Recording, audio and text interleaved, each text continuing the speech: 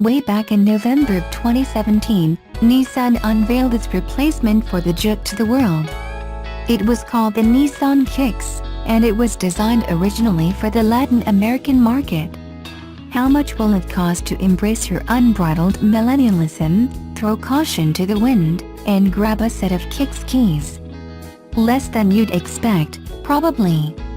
According to Nissan, the 2018 Nissan Kicks S base model will start at under $19,000 in the US, or a little over $2,000 less than the 2017 Juke, while the full-zoot top trim Kicks SR will cost just $40 more than a base Juke. So, what does your modest outlay of currency get you in a Brazilian crossover? Kind of a lot, actually. All Kicks come standard with automatic emergency braking, rear-view camera and automatic headlights. Inside you can enjoy a 7-inch touchscreen, but you're going to have to pay extra for Apple CarPlay or Android Auto. What you don't get is much in the way of power or drive options. The Kicks is available in front-wheel drive only, and its low engine naked makes 125 horsepower and 115 pound-feet of torque. The upshot is that it gets better mileage than its predecessor. Oh hey, want a manual transmission in your Kicks? Nissan is like. All in all, the Kicks seems like it will be a perfectly normal, totally average car, and after the Juke, Nissan is betting on the fact that maybe that's what people want.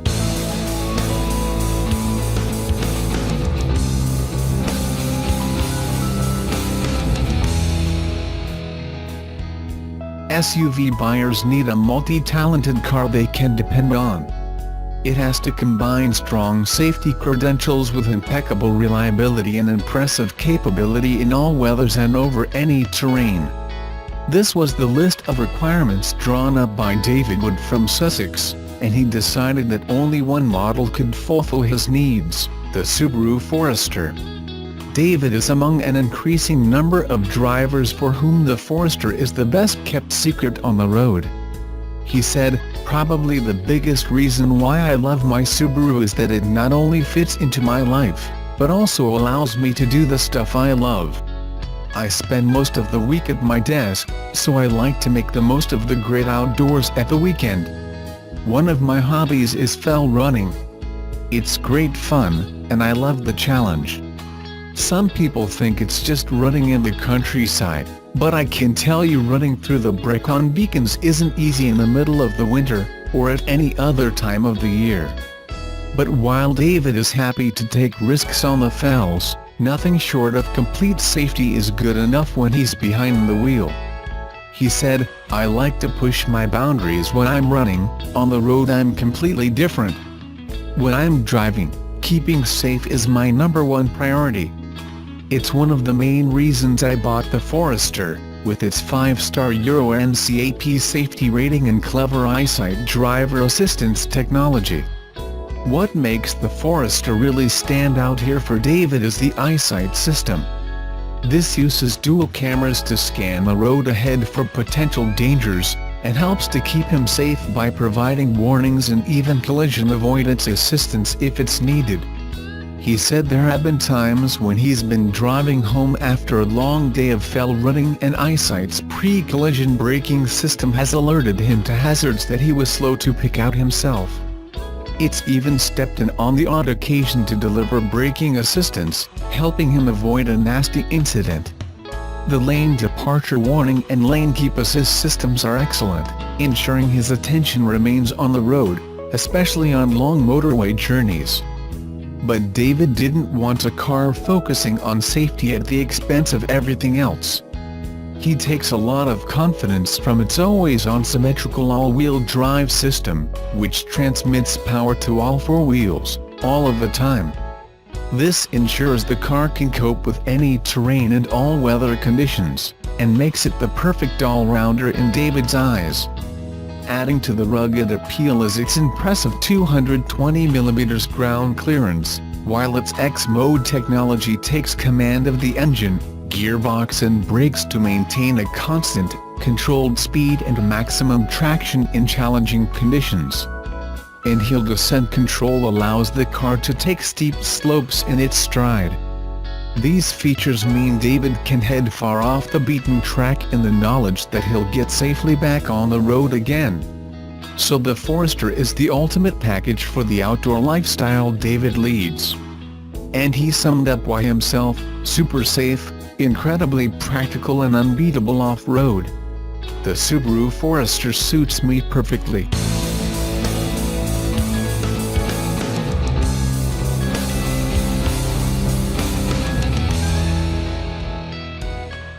Utility support for electric vehicles in New Hampshire continues to inch forward with the announcement of a $3,000 rebate for Eversource customers if they buy a new Nissan Leaf, the biggest such incentive offered through a state power company. The payment will be made by Nissan, and won't affect other tax breaks and rebates available to electric vehicles. Martin Murray, spokesman for Eversource NH said, "It's all Nissan dollars. We're putting out the news.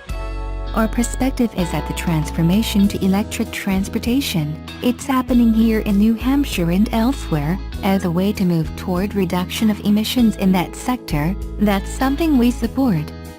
The incentive, which ends July 2nd, is also offered in Connecticut and Massachusetts, the other two New England states where Eversource operates. Eversource customers have to bring a bill with them to prove their status when buying the car.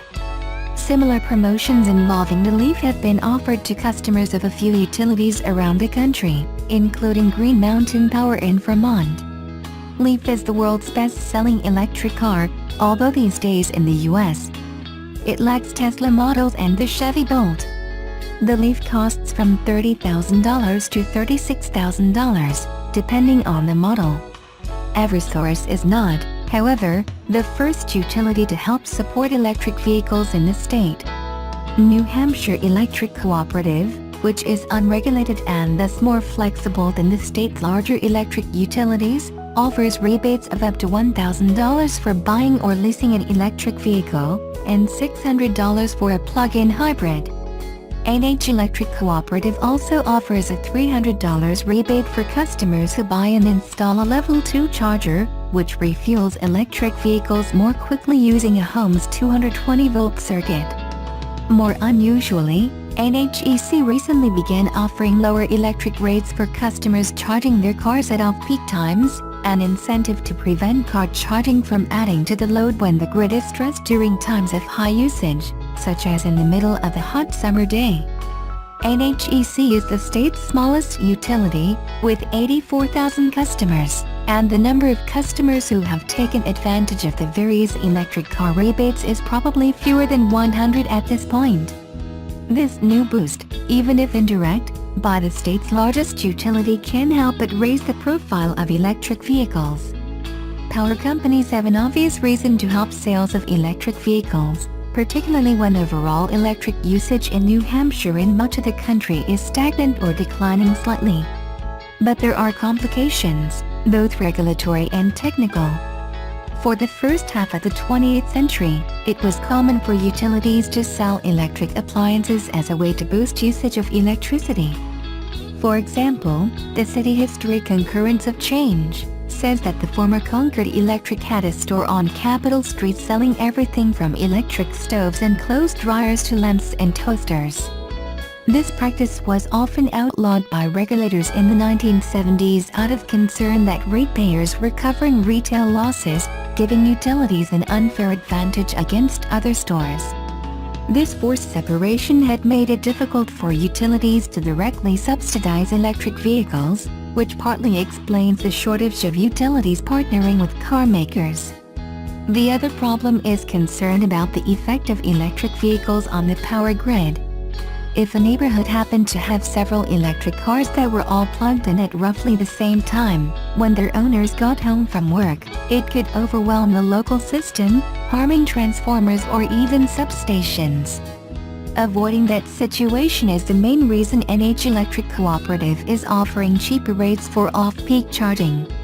Murray said that adjusting the grid to deal with changing tastes in vehicles is not entirely different from what utilities have long had to do.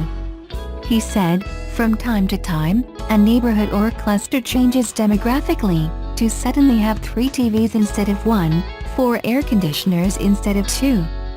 Then we find it's necessary to replace the existing transformer with larger ones. We'll continue having to adapt as our customers adapt. As we see the electric vehicle, EV, usage increasing here and elsewhere, we can adapt and stay ahead so it doesn't affect customers. Massachusetts has been much more aggressive than New Hampshire in promoting electric vehicles as part of attempts to decarbonize the economy, that is, shift fuel-burning vehicles to those that use electricity, which can be made without releasing carbon into the atmosphere. As part of that, it is supporting the development of a number of public charging stations, which can add stress to the electric grid. Murray said, Massachusetts regulators have allowed Eversource to spend a portion of money from ratepayers toward bolstering the electric system network in those areas where charging stations are being built. Eversource won't build the chargers. New Hampshire plans to spend $4.6 million on public electric vehicle charging infrastructure, taken out of its $31 million settlement from the Volkswagen diesel emissions cheating scandal. Exactly what will be built, and where, has not been decided.